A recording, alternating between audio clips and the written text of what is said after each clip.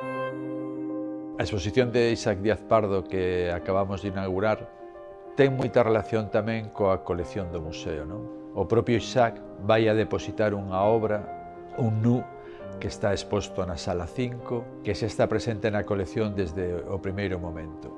Pero nos últimos anos, sobre todo a raíz do legado de Luis Soane no museo, a colección do museo medrou moito en todos estes autores dos renovadores, como Carlos Maside, Colmeiro, Laxeiro, autores que foron importantes na vida de Isaac Díaz Pardo, que foron fundamentais no desenvolvemento do Laboratorio de Formas, no desenvolvemento de Sargadelos, do Museo do Carlos Maside, e pensamos que esta exposición axuda a contextualizar toda esta parte da colección da segunda mitade do século XX e que é unha oportunidade para visitar a exposición, para ter esta relación entre a exposición temporal e a colección do museo.